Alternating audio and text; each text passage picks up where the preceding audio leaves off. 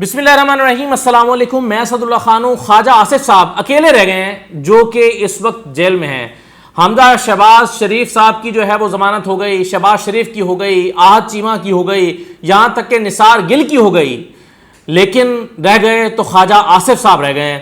اب خواجہ آصف صاحب پر 3 مختلف بینچز بن چکے ہیں ابھی تک، لیکن ہر بار بینچ ٹوٹ جاتا ہے۔ جب ایسا لگتا ہے کہ خواجہ آصف صاحب کی قسمت کھلنے والی ہے اور ان کو شاید ضمانت مل جائے تو بینچ ٹوٹ جاتا ہے۔ آج بھی بینچ ٹوٹ گیا، لیکن آج تو خاص وجہ تھی۔ آج جسٹس اسد گھرال صاحب نے کیس سننے سے انکار کر دیا اور انہوں نے کہا کہ آپ لوگ میرے خلاف میڈیا میں بات کر چکے ہیں، اور ان کا اشارہ جو تھا وہ اعظم عزیز تارڑ صاحب کی طرف تھا کہ آپ چونکہ میڈیا میں میرے خلاف بات کر چکے ہیں اس لیے ہم یہ کیس نہیں سن سکتے۔ اور انہوں نے یہ ریزن جو بینچ کی سربراہ ہیں جسٹس عالیہ نیلم کو بتائی، اور عالیہ نیلم صاحبہ نے وکلاء کو بتائی کہ ہم آپ کا یہ کیس نہیں سن رہے ہیں۔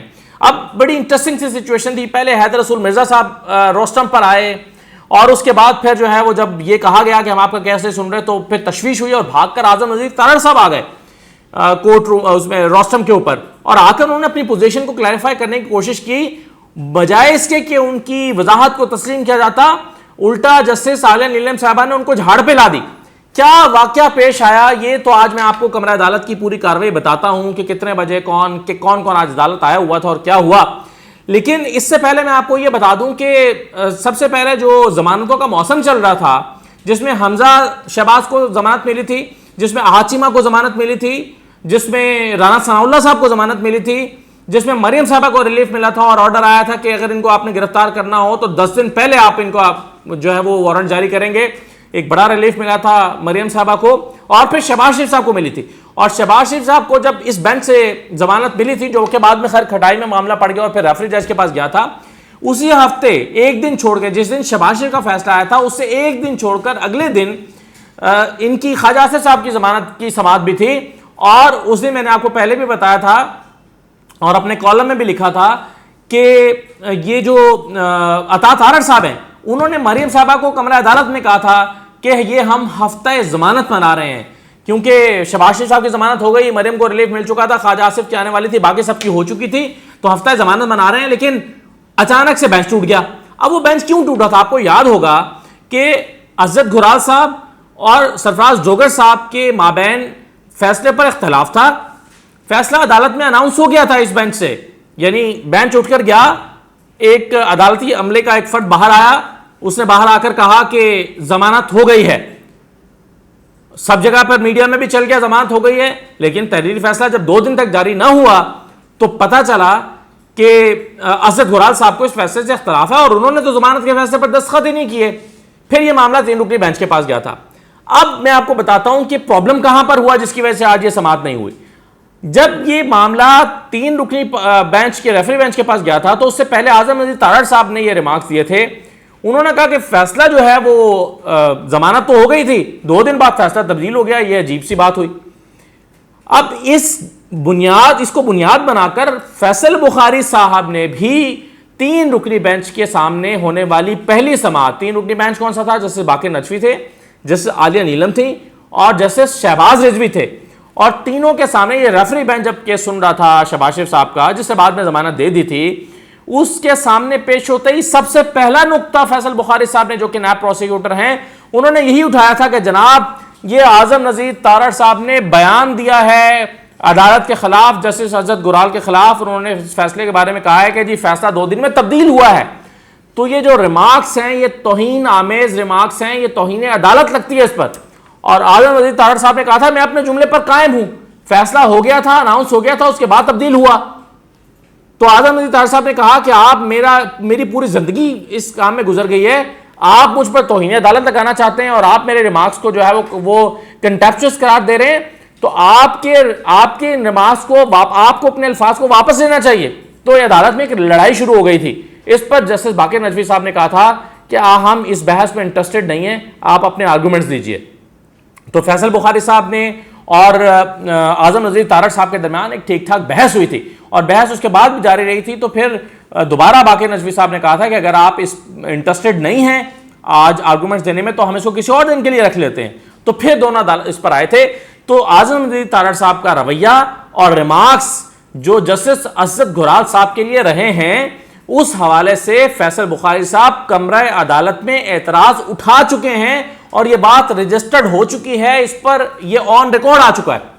اور اس کے علاوہ غالباً دنیا نیوز سے بات کرتے ہوئے بھی جو ہے وہ اعظم نذیر تارڑ صاحب جسٹس اسد گورال کے فیصلے پر جو ہے وہ اپنے کامنٹ کر چکے ہیں. تو یہ اس کا ایک بیک گراؤنڈ ہے. اب جب یہ بینچ اس بنیاد پر ٹوٹ گیا تھا کہ دونوں بینچ کے معزز ممبران میں اختلاف ہو گیا تھا شہباز شریف صاحب کے معاملے پر, تو یہ بینچ ٹوٹ گیا تھا اور نیب کے کیسز کو سننے کے لیے ایک اور ڈی بی بنائی گئی تھی. اور یہ جو ڈی بی تھی یہ جسٹس عالیہ نیلم اور فاروق حیدر صاحب پر مشتمل تھی. اس کے سامنے بھی 2 مرتبہ خواجہ آصف صاحب کا کیس لگا, لیکن ایک مرتبہ فاروق حیدر صاحب چھٹی پر تھے اور ایک مرتبہ شاید کوئی اور معاملہ تھا کہ دونوں مرتبہ اس کیس پر سماعت ہی نہیں ہو سکی تھی.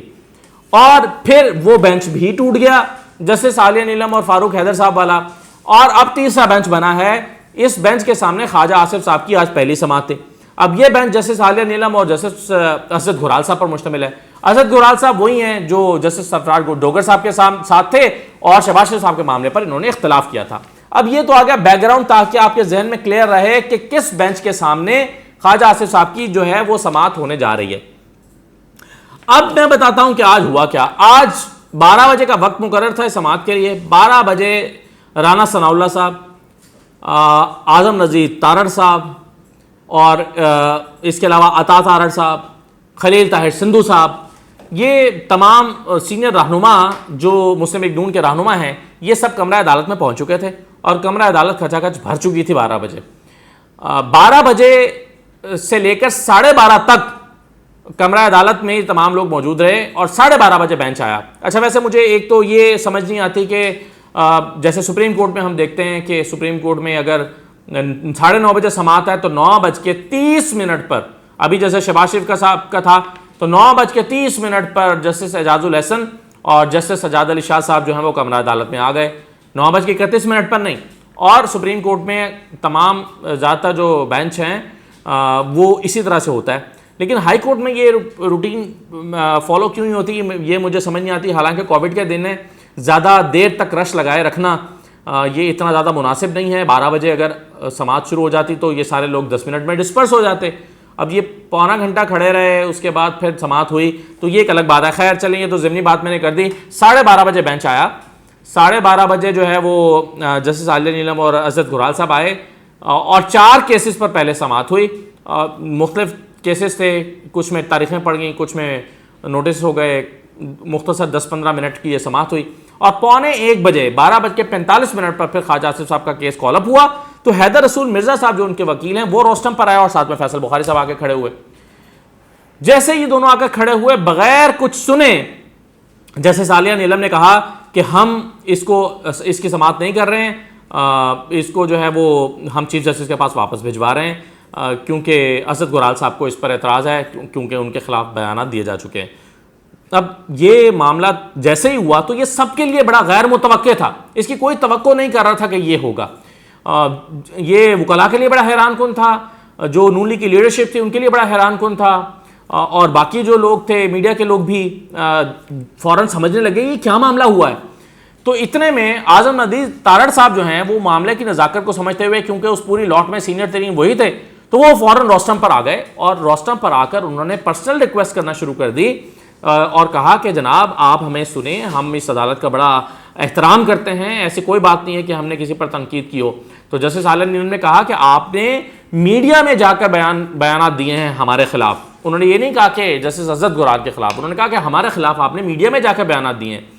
تو اس پر اعظم نذیر تارڑ صاحب نے کہا کہ نہیں ایسی کوئی بات نہیں ہے, ایسی کوئی بات نہیں ہے. انہوں نے کہا نہیں, آپ اپنے بیانات کو دیکھیں, جا کے اپنے ریویو کریں. تو اعظم نذیر تارڑ صاحب نے کہا یہ ممکن ہی نہیں ہے, یہ ہو ہی نہیں سکتا.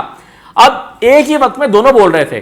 جسٹس عالیہ نیلم بھی بات کر رہی تھیں اپنے تحفظات کے بارے میں اور اس کی وضاحت کرتے ہوئے اعظم نذیر تارڑ صاحب بھی مسلسل بولے چلے جا رہے تھے اور مسلسل کہتے ہیں نہیں یہ تو ممکن ہی نہیں ہے, یہ ہو ہی نہیں سکتا.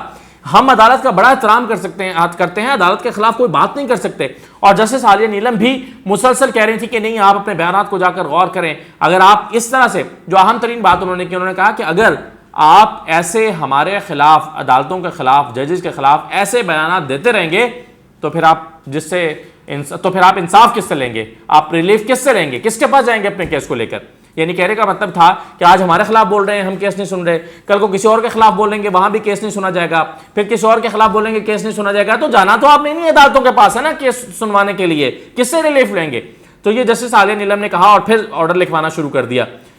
2-3 مرتبہ انہوں نے آرڈر لکھوانا شروع کیا اور 2-3 مرتبہ اعظم نذیر تارڑ صاحب نے اپنی وضاحت جاری کی. پوری انہوں نے کوشش کی کہ اس کو سنا جائے، اور اس دوران اسد گرال صاحب جو ہیں جن کو بنیادی طور پر اعتراض تھا وہ خاموش بیٹھے رہے، انہوں نے کوئی جملہ نہیں کہا، اور ان کے بہاف پر جو بینچ کی سربراہ تھی جسٹس عالیہ نیلم جو سربراہی کر رہی تھی اس بینچ کی، وہ بولتی رہیں اور انہوں نے اس کیس کو سننے سے انکار کر دیا. اور اب یہ معاملہ جو ہے، اب یہ بینچ جو ہے وہ پھر ٹوٹ گیا ہے. خواجہ آصف صاحب کی سماعت کے لیے جو تیسرا بینچ تھا یہ بھی ٹوٹ گیا اور فائل دوبارہ چلی گئی چیف جسٹس کے پاس، اور اب نیا بینچ جو ہے وہ بنے گا. تو جو جسٹس اسد گرال صاحب کے فیصلے پر غیر محتاط انداز میں تنقید کی تھی اعظم نذیر تارڑ صاحب نے، اور اس پر یہ ریمارکس دیے تھے کہ جی فیصلہ تو ضمانت کا ہو گیا تھا اور 2 دن بعد فیصلہ تبدیل ہو گیا، یہ شاید غیر ذمہ دارانہ بات تھی، کیونکہ اسد گرال صاحب کے بقول یہ فیصلہ تبدیل نہیں ہوا تھا، انہوں نے تو پہلے ہی فیصلہ نہیں دیا تھا. حالانکہ جسٹس سرفراز ڈوگر صاحب نے یہ فیصلہ میں لکھا تھا کہ جی اس وقت انہوں نے اتفاق کر لیا تھا ضمانت پر، اور بعد میں جا کر اندر جا کر انہوں نے کہا کہ جی میں تو اتفاق نہیں کرتا. تو شاید اس بنیاد پر اعظم نذیر تارڑ صاحب نے کہا ہوگا کہ فیصلہ 2 دن بعد تبدیل ہو گیا. لیکن اسد گرال صاحب کا موقف یہ تھا کہ میں نے تو فیصلے سے یعنی شہباز شریف صاحب کی ضمانت سے اتفاق کیا ہی نہیں تھا، تو فیصلہ تبدیل ہونے کا تو سوال ہی پیدا نہیں ہوتا. تو اعظم نذیر تارڑ صاحب کا یہ کہنا کہ فیصلہ انہوں نے تبدیل کیا ہے، یہ ایک ایسا غیر محتاط سا بیان تھا جس سے شاید اسد جاوید گرال صاحب کو جو ہے وہ تکلیف پہنچی ہوگی، اور اس سے انہوں نے یہ فیصلہ کیا ہوگا کہ وہ اب اس کیس میں پرسنل ریزنز شامل ہو گئی ہیں تو وہ اس کو نہیں سنیں گے. اب اگر کسی سائل کو تحفظات ہوں کسی جج کے حوالے سے تو ظاہر ہے اس میں آئندہ بھی اس کو اعتراض ہو سکتا ہے. تو عام طور پر تو وکلاء خود سے ہی کہہ دیتے ہیں کہ جی ہمیں اس جج کے حوالے سے اعتراضات ہیں، چونکہ ہم ان کے بارے میں تحفظات رکھتے ہیں تو ہمارا کیس ان کے پاس نہ لگایا جائے. لیکن یہاں پر ایسا نہیں تھا، جسٹس اسد گرال صاحب نے خود کیس سننے سے جو ہے وہ انکار کر دیا، اور خواجہ آصف صاحب کا معاملہ پھر لٹک چکا ہے. تو خواجہ آصف صاحب جو ہیں وہ پھر اکیلے رہ گئے ہیں ان تمام لوگوں میں جن کو کی ضمانتیں ہونا باقی تھیں، یعنی صرف جو ہے وہ خواجہ آصف صاحب کی ضمانت ہونا باقی رہ گئی ہے، باقی سب کو جو ہے وہ ضمانت اور ریلیف مل چکا ہے. اب دیکھیے نیا بینچ کب بنتا ہے اور اس کی سماعت کب ہوتی ہے، اور خواجہ آصف صاحب جو ہیں وہ گھر کب جاتے ہیں. خیر خواجہ آصف صاحب ویسے بھی کون سا جیل میں ہیں، خواجہ آصف صاحب کے بارے میں پوری ایک سٹوری کر چکا ہوں کہ وہ بیماری کی بنیاد پر ہسپتال میں داخل ہیں اور ہسپتال کے کمرے میں آرام سے آرام دہ زندگی گزار رہے ہیں اور ریسٹ پر ہیں. تو لیکن بہرحال پھر بھی گھر کی یاد تو آتی ہوگی، گھر وہ جانا چاہتے ہیں. تو یہ آج کے کیس کا احوال تھا. اجازت دیجیے، اللہ حافظ.